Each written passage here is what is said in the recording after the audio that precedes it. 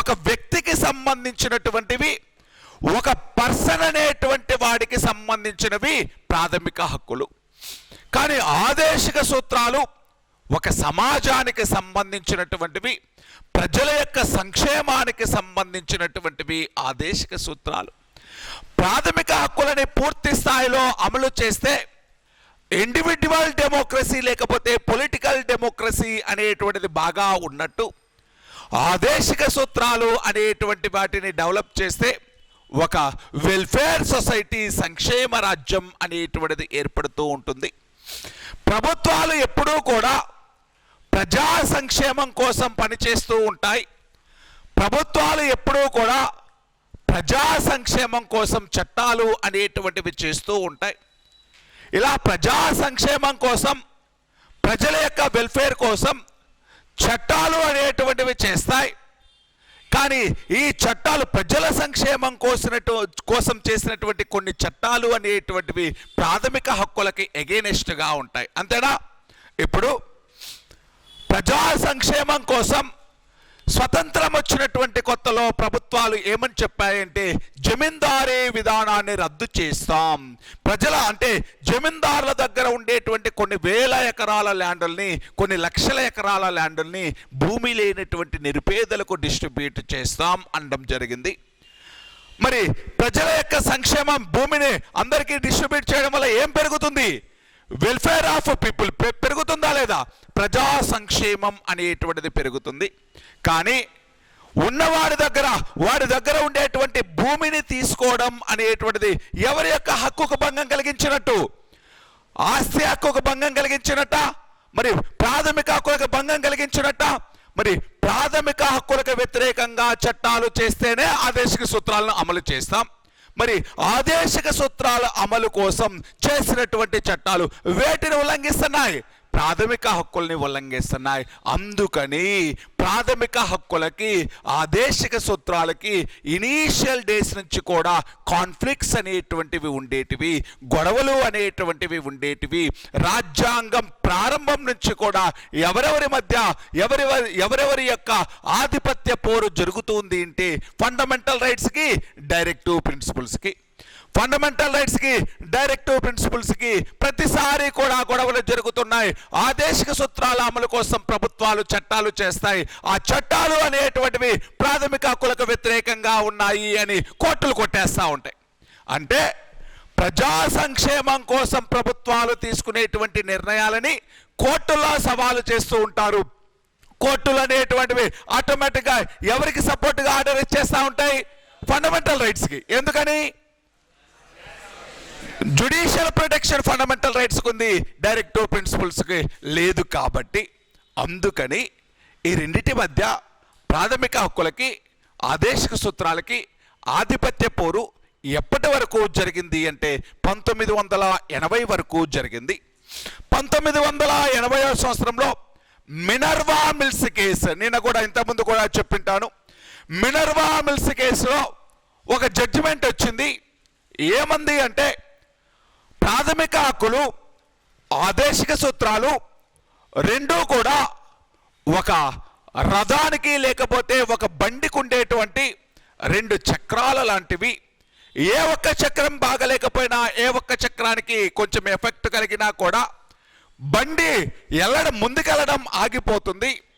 అందుకని ఈ రెండింటినీ కూడా ఈక్వలైజ్ చేసుకోవాలి, ఈ రెండింటినీ కూడా బ్యాలెన్స్ చేసుకుంటూ ముందుకెళ్ళాలి అని చెప్పి ప్రాథమిక హక్కులకి, ఆదేశిక సూత్రాలకి మధ్య బ్యాలెన్స్ కోసం, ఈక్విలిబ్రియం కోసం, సమానత్వం తీసుకురావడం కోసం, ఈ రెండింటి మధ్య ఒక కోఆర్డినేషన్ తీసుకురావడం కోసం ప్రయత్నించింది. ఏ కేసులో అంటే మినర్వా మిల్స్ కేసు. అంటే అప్పటి వరకు కూడా ప్రాథమిక హక్కులకి, ఆదేశిక సూత్రాలకు ఎవరిది సుప్రీమసీ, ఎవరు డామినెంట్, ఎవరి రోలు డామినెంట్ అనేటువంటి దానికోసం ఈ రెండిటికి కూడా ఆధిపత్య పోరు అనేటువంటిది జరిగింది. ఎలా జరిగింది ఆధిపత్య పోరు? అందుకోసం ప్రభుత్వాలు చేసినటువంటి చట్టాలు ఏంటి, ఆ చట్టాలకు వ్యతిరేకంగా కేసులు వేసినటువంటి వాళ్ళు ఎవరు, ఆ కేసుల్లో వచ్చినటువంటి జడ్జిమెంట్స్ ఏంటి అనేటువంటివి చూద్దాం. ఫస్ట్ కేసెస్ అనే సైడ్ హెడ్డింగ్ పెట్టుకోండి. కేసులు, జడ్జిమెంట్లు.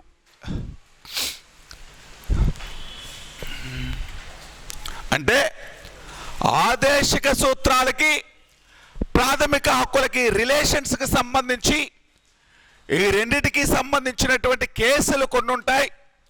ఆ కేసులు అనేటువంటివి నేను ఈ రెండిటికి ఫస్ట్ ఏం చెప్తున్నాను అంటే, ఆదేశిక సూత్రాలు అమలు చేసేటప్పుడు ప్రభుత్వాలు రూపొందించినటువంటి చట్టాలకు వ్యతిరేకంగా ప్రాథమిక హక్కులకి సపోర్ట్ చేస్తూ కొంతమంది కేసులు వేశారు. ఆ కేసులేంటి, ఆ కేసులో వచ్చినటువంటి జడ్జిమెంట్లు ఏంటి, అందుకోసం ప్రభుత్వాలు తీసుకున్నటువంటి చర్యలు ఏంటి అనేటువంటివి, వీటికి సంబంధించి relations of directive principles and fundamental రైట్స్కి సంబంధించినటువంటి కేసులు, ఆ కేసులో వచ్చినటువంటి జడ్జిమెంట్లు చూసుకొని తర్వాత ఫండమెంటల్ రైట్స్కి సంబంధించిన కేసుల దగ్గరికి వెళ్దాం.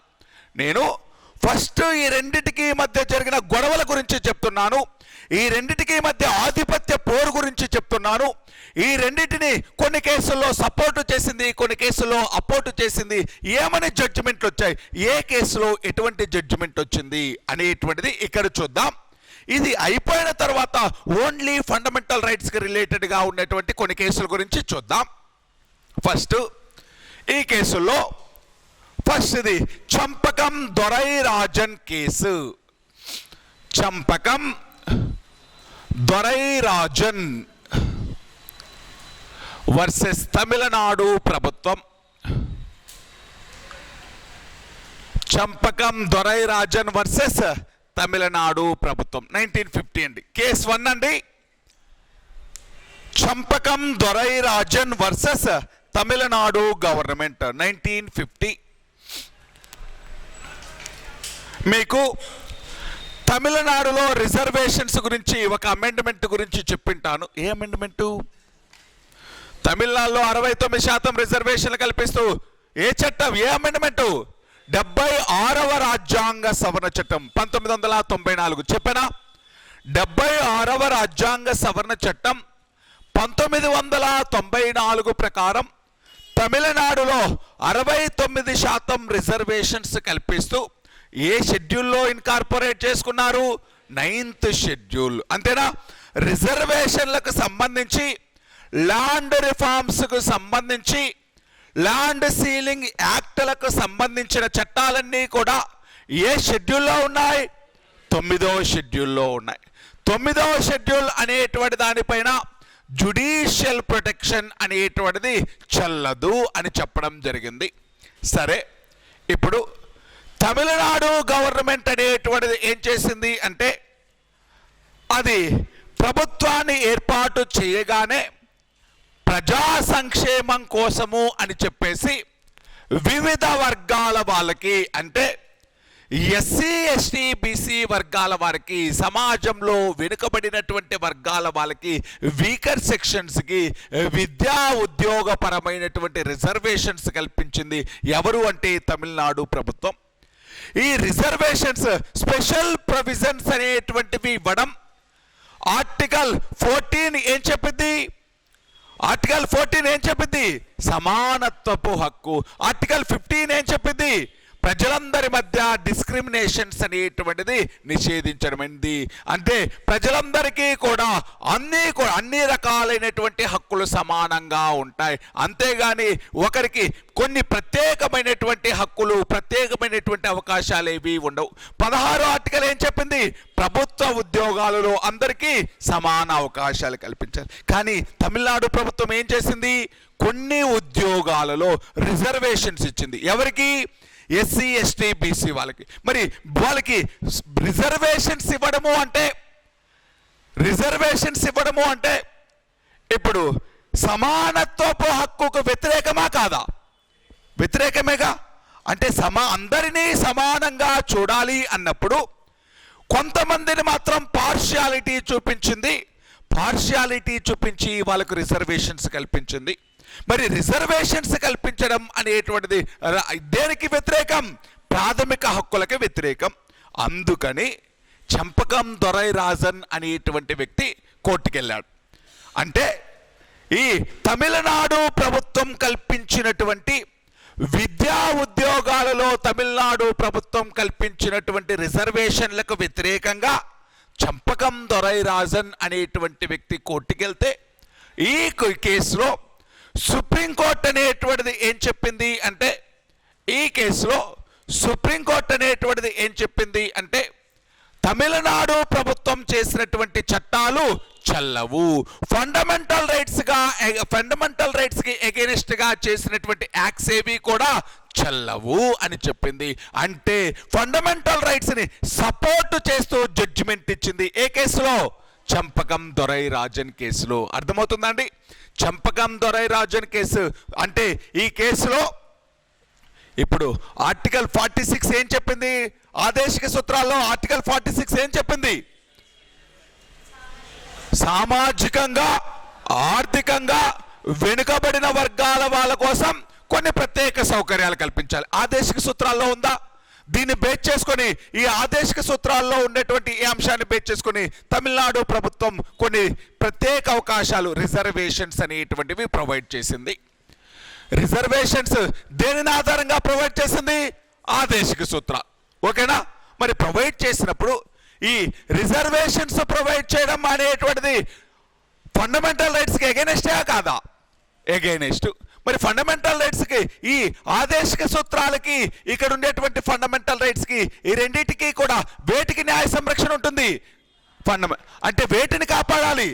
ఫండమెంటల్ రైట్స్ని. అందుకని ఈయన చంపకం దొరైరాజన్ అనేటువంటి వ్యక్తి సుప్రీంకోర్టుకి వెళ్తే ప్రాథమిక హక్కులు అనేటువంటి వాటికి న్యాయ సంరక్షణ ఉంది, ప్రాథమిక హక్కులు అనేటువంటి వాటికి రక్షణ కల్పించాల్సి, అంటే రక్షణ అనేటువంటిది ఉంది.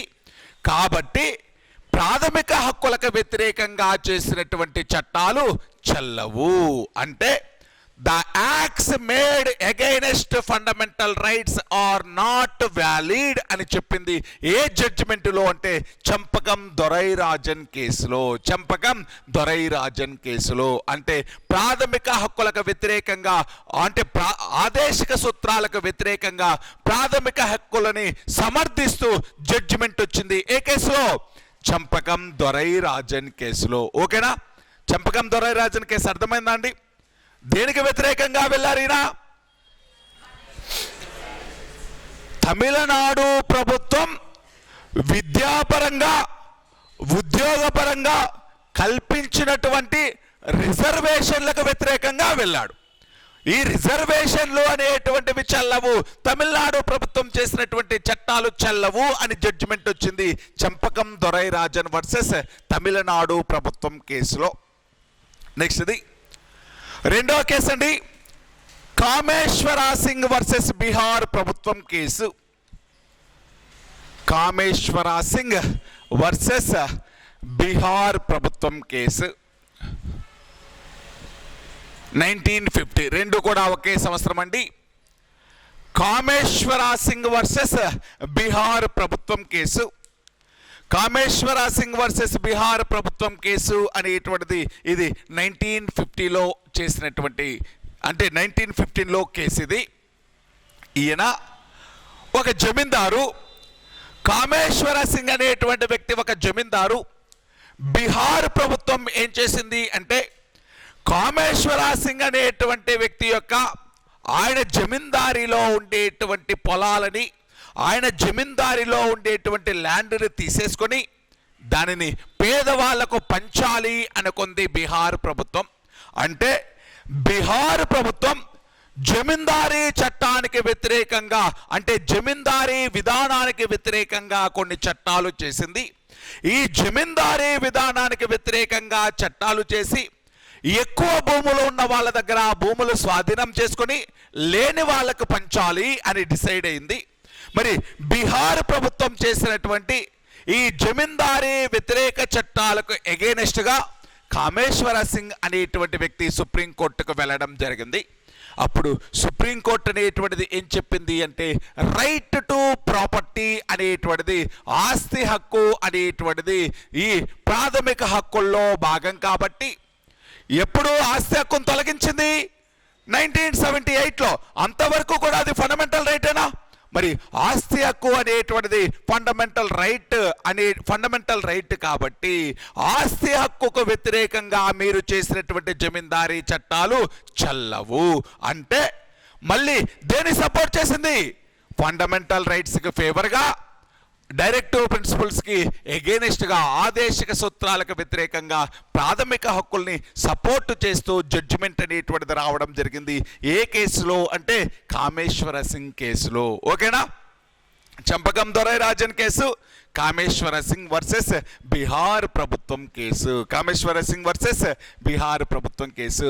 బీహార్ ప్రభుత్వం చేసిన జమీందారీ వ్యతిరేక చట్టాలకు వ్యతిరేకంగా, జమీందారీ విధానాన్ని రద్దు చేసేటువంటి చట్టాలకు వ్యతిరేకంగా సుప్రీంకోర్టులో కేసేస్తే సుప్రీంకోర్టు అనేటువంటిది ఆస్తి హక్కుకు వ్యతిరేకంగా, ప్రాథమిక హక్కులకు వ్యతిరేకంగా బీహార్ ప్రభుత్వం చేసినటువంటి చట్టాలు చెల్లవు అని కొట్టేసింది.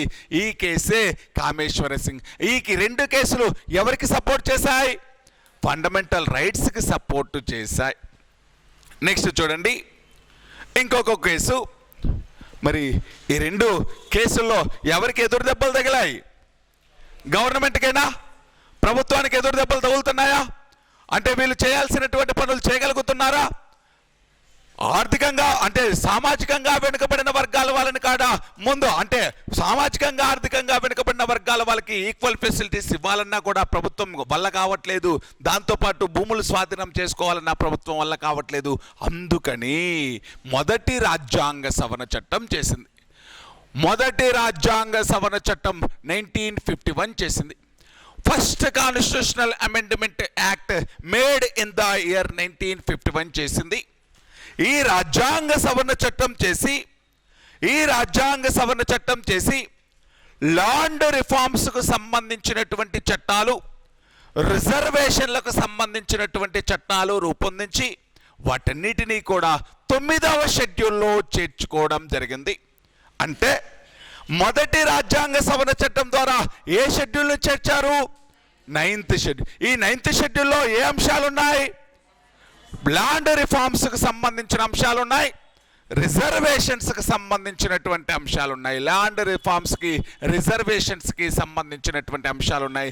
జమీందారీ విధానానికి సంబంధించినటువంటి అంశాలు ఉన్నాయి. మరి ఈ 9వ షెడ్యూల్ అనేటువంటి దాన్ని చేర్చుకొని దీనిలో భూ సంస్కరణ చట్టాలు అనేటువంటివి, రిజర్వేషన్లకు సంబంధించిన చట్టాలు, జమీందారీ విధానాన్ని రద్దు చేసేటువంటి చట్టాలు అనేటువంటి వాటిని చేర్చుకొని 9వ షెడ్యూల్ అనేటువంటి దానిపైన జ్యుడిషియల్ ప్రొటెక్షన్ అంటే జ్యుడిషియల్ రివ్యూ చెల్లదు, న్యాయ సమీక్ష చెల్లదు అని చెప్పింది. ఏ చట్టం? మొదటి రాజ్యాంగ సవరణ చట్టం 9వ షెడ్యూల్ని చేర్చుకుంది. ఈ షెడ్యూల్ ద్వారా ఈ న్యాయ సమీక్ష అధికారం 9వ షెడ్యూల్ పైన చెల్లదు అని చెప్పింది మొదటి రాజ్యాంగ సవరణ చట్టం ద్వారా. మళ్ళీ చూడండి, మొదటి రెండు కేసులు చంపకం దొరై రాజన్ కేసు, కామేశ్వర సింగ్ కేసులో ప్రభుత్వము అనేటువంటి దానికి ఎదురు దెబ్బలు తగలడంతో ఇంకా సాధారణ చట్టాలు కాదు అని చెప్పేసి రాజ్యాంగాన్నే సవరించింది. రాజ్యాంగాన్ని సవరిస్తూ మొదటి రాజ్యాంగ సవరణ చట్టం చేసి రాజ్యాంగానికి కొత్తగా ఒక షెడ్యూల్ని చేర్చింది, 9వ షెడ్యూల్. ఈ షెడ్యూల్లో భూ సంస్కరణ కోసం కొన్ని చట్టాలు రూపొందించి ఆ షెడ్యూల్లో పెట్టేసి ఇక్కడ ఏమని చెప్పింది అంటే 9వ షెడ్యూల్లో చేర్చిన అంశాలపైన కోర్టులకి న్యాయ సమీక్ష ఉండదు, దాంట్లో చేర్చిన అంశాలను కొట్టేయడానికి లేదు అని చెప్పింది 9వ షెడ్యూల్ అనేటువంటి దాంట్లో చేర్చుకొని. ఇలా మొదటి రాజ్యాంగ సవరణ చట్టం అనేటువంటిది చేయడంతో ఈ మొదటి రాజ్యాంగ సవరణ చట్టం అనేటువంటిది రాజ్యాంగ విరుద్ధము, ఎగైనెస్ట్ ది కాన్స్టిట్యూషన్ అని శంకరీ ప్రసాద్ అనేటువంటి వ్యక్తి కోర్టుకు వెళ్ళడం జరిగింది. మొదటి రాజ్యాంగ సవరణ చట్టం అనేటువంటిది ఎగైనెస్ట్ ది కాన్స్టిట్యూషన్ అని చెప్పేసి శంకరీ ప్రసాద్ అనేటువంటి వ్యక్తి, శంకరీ ప్రసాద్ వర్సెస్ భారత గవర్నమెంట్ అనేటువంటిది, భారత ప్రభుత్వం అనేటువంటిది, Shankari Prasad versus Indian government అనేటువంటిది దేనికి అగెనిస్ట్కి వెళ్ళాడినా? మొదటి రాజ్యాంగ సవరణ చట్టం ఏమున్నాయి? ల్యాండ్ రిఫార్మ్స్, జమీందారీ విధానాన్ని రద్దు చేయడమైంది. జమీందారుల దగ్గర ఉండేటువంటి పొలాలన్నీ కూడా స్వాధీనం చేసుకుంటాం. దానితో పాటు వెనుకబడిన వర్గాల వాళ్ళకి కొన్ని ప్రత్యేక అవకాశాలు కల్పిస్తాం. ఇవన్నీ కూడా మొదటి రాజ్యాంగ సవరణ చట్టం. అలా జమీందారీ విధానాన్ని రద్దు చేయడం అంటే, జమీందారుల యొక్క పొలాలు స్వాధీనం చేసుకోవడం అంటే దేనికి వ్యతిరేకం? ఆస్తి హక్కుకు వ్యతిరేకం. అదే బలహీన వర్గాల వాళ్ళకి రిజర్వేషన్లు కల్పిస్తామంటే దేనికి వ్యతిరేకం? సమానత్వపు హక్కుకు వ్యతిరేకం. మరి ప్రాథమిక హక్కులకు వ్యతిరేకంగా చేసినటువంటి మొదటి రాజ్యాంగ సవరణ చట్టం చెల్లదు, దాన్ని కొట్టేయండి అని కోర్టుకెళ్ళాడు ఎవరు? శంకరీ ప్రసాద్. మొదటి రాజ్యాంగ సవరణ చట్టం చెల్లదు, అది ఫండమెంటల్ రైట్స్కి అగెనిస్ట్గా ఉంది కాబట్టి దాన్ని కొట్టేయండి అని ఎవరు వెళ్ళారు అంటే శంకరీ ప్రసాద్ కోర్టుకెళ్తే సుప్రీంకోర్టు అనేటువంటిది ఈ కేసులో ఏమని జడ్జిమెంట్ ఇచ్చాడు అంటే, ఒక సాధారణ చట్టాలను కొట్టేసినట్టు రాజ్యాంగ సవరణ చట్టాలను కొట్టేయలేము. అంటే పార్లమెంటు చేసినటువంటి సాధారణ చట్టాల మాదిరిగా ఏంటి రాజ్యాంగ సవరణ చట్టము అంటే, రాజ్యాంగ సవరణ ఏ ఆర్టికల్ ద్వారా చేస్తున్నారు? 368 రాజ్యాంగ సవరణ, కాన్స్టిట్యూషనల్ అమెండ్మెంట్ ఏ అంటే కాన్స్టిట్యూషనల్ అమెండ్మెంట్ ఏ ఆర్టికల్ ద్వారా చేస్తున్నారు? 368. దీనికి ఒక సపరేట్ ప్రొసీజర్ ఉంటుంది. మరి పార్లమెంటు చేసినటువంటి సాధారణ చట్టాలనైతే కొట్టేయగలం, కానీ 368 ఆర్టికల్ని బేస్ చేసుకొని రాజ్యాంగ సవరణ చేశారు వాళ్ళు.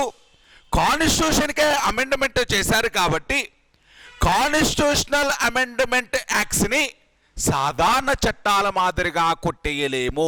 కాబట్టి మొదటి రాజ్యాంగ సవరణ చట్టం చెల్లుతుంది అని తీర్పునిచ్చింది. ఏ కేసులో? శంకరీ ప్రసాద్ కేసులో. మళ్ళీ చెప్తాను చూడండి. అంటే శంకరీ ప్రసాద్ కేసులో మొదటి రాజ్యాంగ సవరణ చట్టం పైన కేసేశాడు. మొదటి రాజ్యాంగ సవరణ చట్టం అనేటువంటిది ఇది ఫండమెంటల్ రైట్స్కి అగెనిస్ట్ కాబట్టి మీరు ఫస్ట్ కాన్స్టిట్యూషనల్ అమెండ్మెంట్ యాక్ట్ను కొట్టేయండి అని కేసేస్తే, ఈ శంకరీ ప్రసాద్ కేసులో ఏమని జడ్జిమెంట్ వచ్చింది అంటే, ఒక నార్మల్ యాక్ట్స్ లాగా, సాధారణ చట్టాలలాగా రాజ్యాంగ సవరణ చట్టాలను కొట్టేయలేము, అంటే ఈ మొదటి రాజ్యాంగ సవరణ చట్టం చెల్లుతుంది అని చెప్పడం జరిగింది. ఏ కేసులో అంటే శంకరీ ప్రసాద్ కేసులో. ఏ కేసులో అండి? శంకరీ ప్రసాద్ కేసు. చాలా ఇంపార్టెంట్ అండి శంకరీ ప్రసాద్ కేసు అనేటువంటిది. శంకరీ ప్రసాద్ కేసు అనేటువంటిది మొట్టమొదటిసారిగా భారతదేశంలో న్యాయ సమీక్ష, జ్యుడిషియల్ రివ్యూ అనేటువంటిది కోరినటువంటి కేసు. న్యాయ సమీక్షకు గురైనటువంటి ఫస్ట్ కేసు, న్యాయ సమీక్షను అడిగినటువంటి ఫస్ట్ కేసు ఏంటి అంటే శంకరీ ప్రసాద్ కేసు. దేనిపైన? జ్యుడిషియల్ రివ్యూ చేయమంది ఫస్ట్ అమెండ్మెంట్ పైన.